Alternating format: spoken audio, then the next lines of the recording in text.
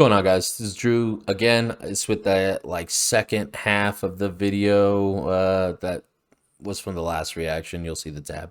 Anyways, so we're gonna get into one video that I'm definitely interested in reacting to from Bellular, and that one is streaming Final Fantasy 14. Is that ruining the experience? What's WoW's learning and why WildStar died? I'm not really concerned into WildStar per se, but with the news that Asmongold is trying, with Bellular trying, hell, at some point I would not even be shocked if we see a video from Preach saying, I'm trying this.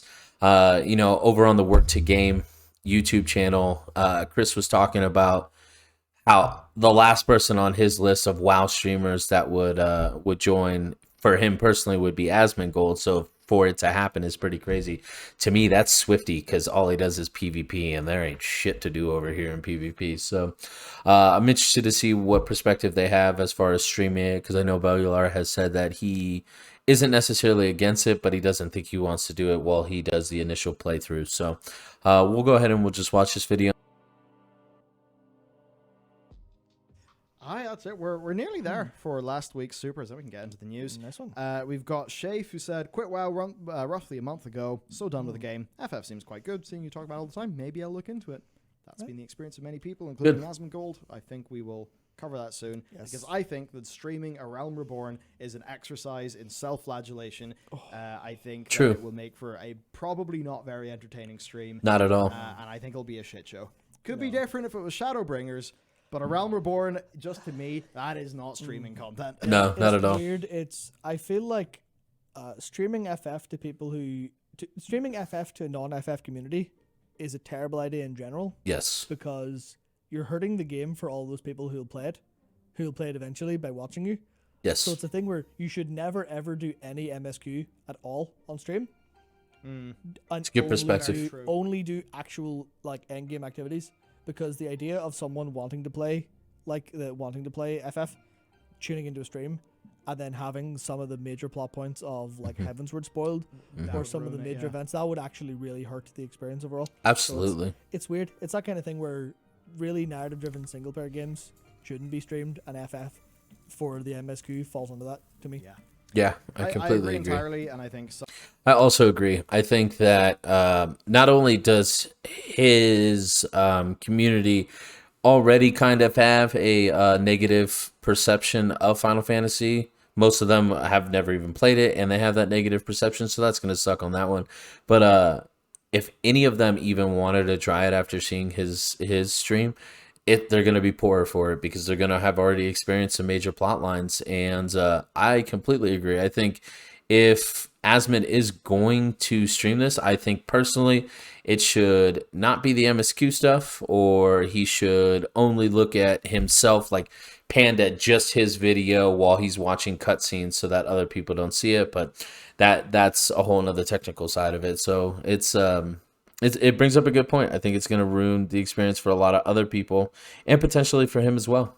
Some of that is just such a problem with, working in games in various different capacities. If that is the thing of a streamer, I mean, imagine being a full-time streamer but loving narrative games. God damn, that would be would fucking terrible. Because your actual gaming tank will be out of fuel by the time you finished your stream with your stream-friendly game. But how are you even going to be able to properly experience a narrative game with a story? Because Correct. you're so burnt out from the rest of it. There was final two catch-up questions, both from David Granger, who says, hey guys, Diablo 4 manages to create an amazing MMO world experience. Would you like to see Warcraft 4 MMO introduce us to the 5 years before World of Warcraft started or existed alongside WoW? So I'd say there is Diablo 4. Will it try to double down a little bit more on some of that group play and stuff like that, so that it can be a shared world game with your friends? Yes. Yeah, I think they will. That will soon become a modern definition of an MMO, where people will actually see games like Valheim as being MMO-ish, and that'll be the bar. Yeah, you're Valheim's a good game, though. Makes sense, but it doesn't make sense. But the way that you play it is with those people in your Discord server, in a group, and you're going through some sort of large world. Which is kind of what MMOs did years ago, and we didn't have as many of those games. Yeah, that's it. We have moved the goalposts on MMO so hard. Terraria is now an MMO. Yeah, interesting. It's weird. It's like I sort of I don't fully agree with the phrasing of the question, but I Yeah. get what he's going for. Yeah, totally. Now, as for a Warcraft 4, Warcraft 4 will not happen, in my view, as a real-time strategy game. Yeah. If Agreed. it does happen, then I imagine it would be some sort of like character action game or, another format of role-playing game. Yeah. Yeah. But I don't see it happening because I think World of Warcraft is what's going to carry that one forward. Agreed. I mean, my personal sort of wet dream is you do a WoW expansion, then Warcraft 4 RTS happens. That kind of sets up the next expansion. But That's how. If I were a part of the WoW team and I was thinking about the longevity of my game and how I think it could work, I think I would have a team dedicated to creating Warcraft 4, much like how Warcraft 3 and Warcraft 2 and Warcraft were all kind of catalysts for some of the worlds that we got to experience in World of Warcraft. I think you basically say, hey, World of Warcraft Endgame is going to be the final expansion of the World of Warcraft experience. You'll go through that. We'll wrap up the stories of these heroes. That'll be the end of it. Call it a day. Next up, we have Warcraft 4 coming out in RTS, and that solo campaign has lore implications and completely new stuff that we've never seen before, and that sets up a World of Warcraft 2 or some kind of MMO that has updated engines and can get past the art style, and you can take it in a completely different direction and get some new longevity out of that franchise. But I think, they say it all the time in the WoW community, the only thing that's going to kill WoW is WoW itself. And they're kind of experiencing that now with this content drought and kind of what they're planning on going towards. So we'll see how this works out.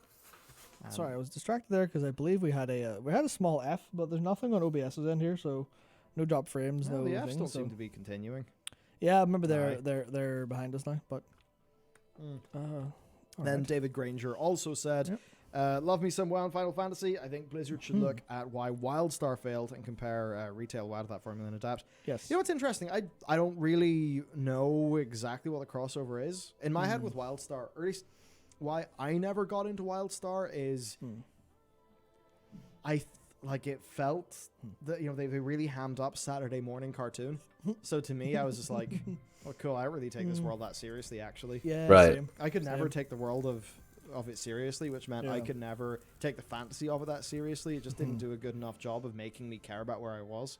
Yeah. So I think WoW's version of that is don't make the lore and the setting so alien to player expectations that they no longer feel at home in that world. Because basically WildStar didn't feel like it could ever be a home to me.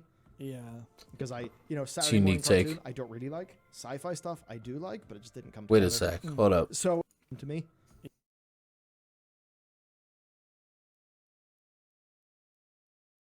Chris and Brian joining the guilds.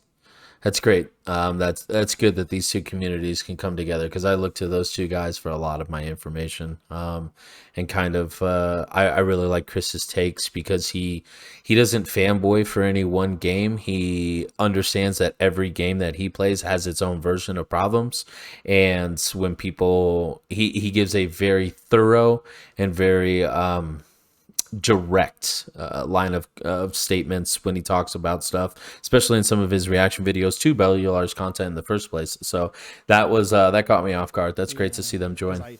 Saturday morning cartoon I don't really like. Sci-fi stuff I do like, but it just didn't come together. So for me, it was nothing to do with the 40-man rating and WildStar trying to be it was nothing of any of that. It's purely just fantasy and setting didn't mesh for me. Didn't do it for him. Yeah. Whereas I guess funny you say feel like they could be a home, and I very much have always felt that World of Warcraft. I feel it less with Shadowlands. I felt it perfectly fine every other time we went anywhere. Not BFA. No, we should be okay. Oh no, We should be okay. Yeah, I mean, saved. We good? I think you. I think it was just a lag spike. Yeah, there's a lag spike. Everything's Yeah, fine. sweet. Everything's fine now. But what was I saying? Yeah, home. I think World of Warcraft could felt like a home until Shadowlands because it's, I guess the narrative framing of it being a different plane, being the death Right. plane, is really cool, but doesn't feel like it's a real place to me. You don't belong. And We're still FF alive in same, theory. Where FF, everywhere I go, I feel like this is a part of this world. I feel at home in all these cities. Correct. And then when I find a new place, I'm like, oh, it's it's like going to a town that you've never been before down the road. Yeah. It's still part of your, like, the world you inhabit, but it's just a new part with new cool stuff. Right. Where Shadowlands feels a little bit like a fever dream in a A sense. separate worlds. think- Yeah. Going with non-contiguous zones was a Yeah. bit of a mistake, and Shadowlands, it's like we're going to the afterlife. To a lot of people, that just feels like we've jumped the shark. Yeah. So they're not going to feel. It's very It's not going to speak feel true. as at home. Well, absolutely, that because we're not home. It's like, I I don't mean, if you're watching this video because you know I played WoW, Shadowlands is very disconnected.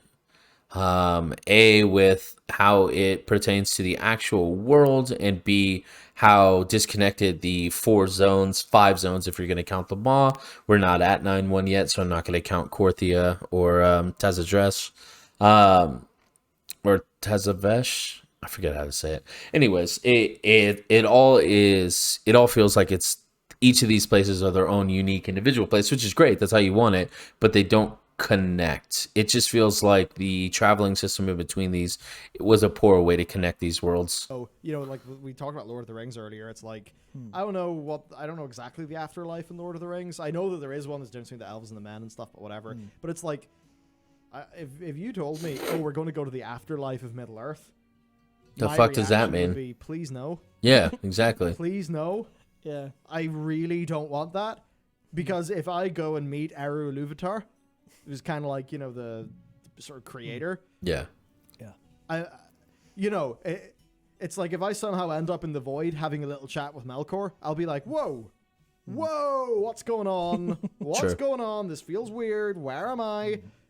Suddenly King Elisar does not feel like an important character because I just had a chat with God, and through that void gate is Right. the ultimate enemy of the universe. Sharks shouldn't be jumped. Yeah, but bit different feeling than here's a couple kobolds, beat them up. Yeah. That's for I think sure. that's, and like I have heard from a lot of people with Shadowlands that it's just that bit, and it's the Yeah. thing we've long thought about Shadowlands, which is it's way more cool to Blizzard than it is to us, and that's because Blizzard are exploring their own lore, they're having fun doing that. Yeah. I think they're not entirely thinking about the player experience, and I think that's because they're so used to being World of Warcraft, being on top, and basically always getting a win.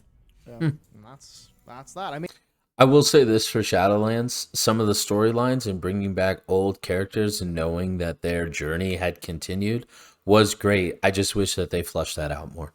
in their head, they got away with a time travel expansion. So surely they can get away with anything. Yeah. Right. Pandas, then time travel. Sure, Yeah. we can go to the afterlife. Right. But to players, That's fair. it's like the pandas, they still got Warcraft in there. The time travel. The whole point of Warlords of Draenor. Remember all the memes of it being savage? Yeah. It was just it doubled down in Warcraft as a metal album cover. That's why people meshed with the fantasy, even though it was, hopping in the DeLorean and, I mean, not Jumping true back. mechanically, but you get what I mean. Yeah, I mean Yeah. they put a Gorehal in the middle of a taxi, like Oh, yeah. that was metal. Like Yeah. that feels like something Chris Metzen had dreamt about as a kid. Right. Azeroth choppers. Finally got to do it. It's like fucking yeah, let's go. But Oh, man. So, caught up with supers. we've caught up in Yeah, supers. suppose we should probably We address. do have a lot of supers from a very, very generous audience. Cool. Yeah. All right. So the main point of the video is, will streaming ruin the experience? Yes, I feel bad for Asmon because he's stuck. I'm going to be completely honest. He is stuck streaming that. There's no way that he'll be able to get away with logging on to his stream. Hey, this was my experience last night. After stream was done, I went and played some Final Fantasy. His viewers don't want to see that, and that's unfortunate for him because I think he's going to enjoy the game less, because trying to get through MSQ, constantly looking at your second monitor that's monitoring all your viewers and your chat, because he does have a pretty interactive chat. He doesn't get to everything, obviously. He's got hundreds upon thousands of viewers, but he unfortunately, it'll distract constantly doing this. And you think about the first 20 levels he's going to get through Sestasha, and it's not going to blow him away. He's more than likely going to be like, all right, this dungeon was okay, but kind of sucked. What do you guys think? And it's like, dude, just go experience the story. Like, he's going to be poor for it, unfortunately. But you know, WoW's learning and why WildStar died. You know, they touched on some topics that made sense. Like WildStar doesn't make you feel like you're home.